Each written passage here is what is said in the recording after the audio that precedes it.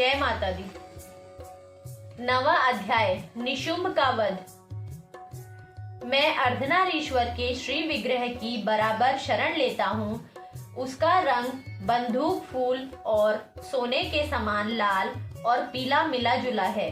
वह अपनी भुजाओं में सुंदर अक्षमाला, पाश, अंकुश और वरद मुद्रा धारण किए हुए हैं।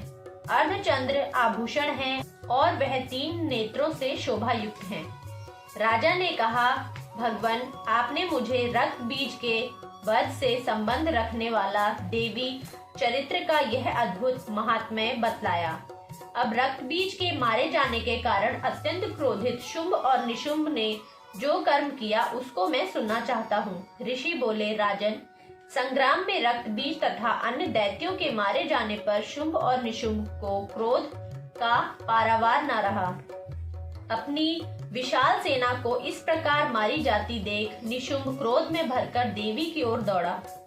उसके साथ असुरों की प्रधान सेना थी। उसके आगे पीछे तथा पार्श्व भाग में बड़े बड़े असुर थे, जो क्रोध से होंठ चबाते हुए देवी को मार डालने के लिए आए।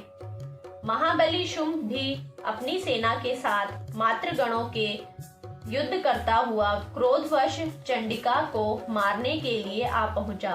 तब देवी के साथ शुंभ और निशुंभ का घोर संग्राम छिड़ गया।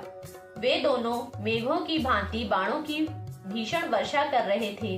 दोनों के चलाए हुए बाणों को चंडिका ने अपने बाणों से तुरंत काट डाला और शस्त्रों की वर्षा करके उन दैत्यपतियों के अंगों में भी चोट पहुंचाई।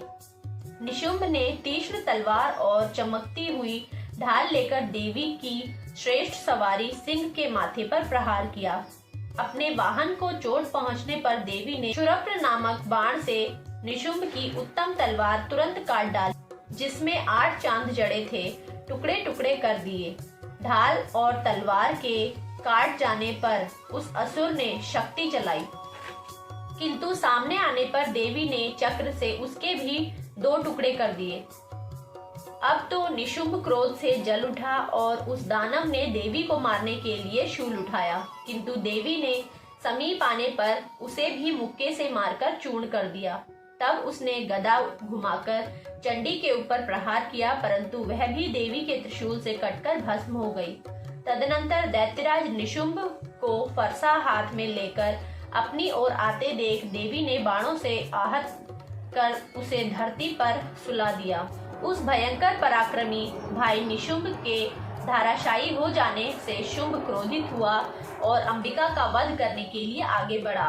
रथ पर बैठे बैठे ही उत्तम अस्त्रों से शोभायमान अपनी बड़ी बड़ी 8 अनुपम भुजाओं से समूचे आकाश को ढककर वह अद्भुत शोभा पाने लगा। उसे आते देख देवी ने शंख बजाया और धनुष की डोरी का भी अत्यंत दुस्सह शब्द किया। साथ ही अपने घंटे के शब्द से, जो समस्त सैनिकों का तेज नष्ट करने वाला था, संपूर्ण दिशाओं को गूंजा दिया। इसके बाद सिंह ने भी अपनी दहाड़ से, जिसे सुनकर बड़े बड़े गजराजों का महान मद दूर हो जाता है, आकाश और पृथ्वी 10 दिशाओं को गूंजा दिया। फिर काली ने आकाश में उछलकर अपने दोनों हाथों से पृथ्वी पर चोट की, जिससे पहले के सभी शब्द मंद पड़ गए। अब शिवदूती ने दैत्यों के लिए अमंगलजनक अट्टहास किया।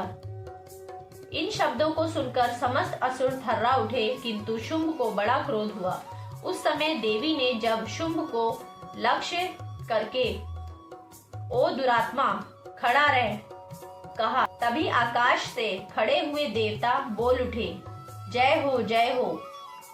शुंभ ने वहां आकर ज्वालाओं से युक्त अत्यंत भयानक शक्ति चलाई। अग्निमय पर्वत के समान आती हुई उन शक्ति को देवी ने बड़ी भारी उल्का से दूर हटा दिया। उस समय शुंभ की गर्जना से तीनों लोग गूंज उठे। राजन, उसकी प्रतिध्वनि से वज्रपात के समान भयानक शब्द हुआ, जिससे सब शब्दों को जीत लिया। शुंभ के चलाए हुए बाणों को देवी और देवी के चलाए हुए बाणों को शुंभ ने अपने भयंकर बाणों द्वारा सैकड़ों और हजारों खंड कर दिए। तब क्रोध में भरी हुई चंडिका ने शुंभ पर शूल से प्रहार किया, जिससे मूर्छित होकर पृथ्वी पर गिर पड़ा। इतने में निशुंभ को चेतना हुई और उसने धनुष हाथ में लेकर बाणों द्वारा देवी काली और सिंह को घायल कर डाला। फिर दैत्यराज ने 10,000 बाहें बनाकर चक्रों के प्रहार से चंडिका को आच्छादित कर दिया। तब दुर्गम पीड़ा का नाश करने वाली भगवती दुर्गा ने कुपित होकर अपने बाणों से उन चक्र तथा बाणों को काट दिया तथा वह गदा हाथ में लेकर बड़े वेग से दौड़ा। उसके आते ही चंडी ने तीक्ष्ण धार वाली तलवार से उसकी गदा को शीघ्र काट डाला तथा उसने शूल हाथ में लिया।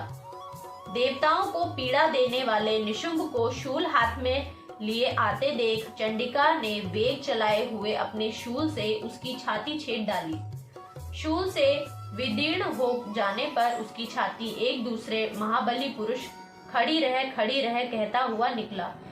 उस निकलते हुए पुरुष की बात सुनकर देवी अट्टहास कर हंस पड़ी और खड़ग से उन्होंने उसका मस्तक काट दिया। फिर तो वह पृथ्वी पर गिर पड़ा। तत्पश्चात सिंह अपनी दाढ़ी से असुरों की गर्दनें कुचलकर खाने लगा। यह बड़ा भीषण दृश्य था।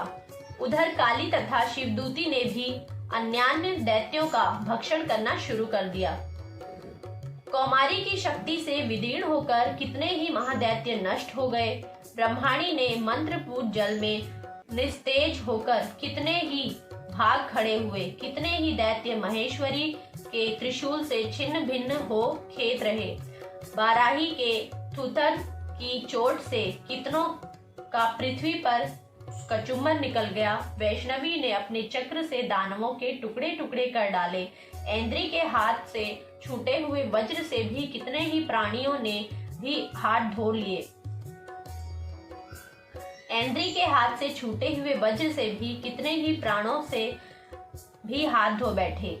कुछ असुर नष्ट हो गए, कुछ उस महायुद्ध से भाग गए तथा कितने ही काली शिवदूती तथा सिंह के ग्रास बन गए। इति निशुंभ वध नामक 9वां अध्याय समाप्त।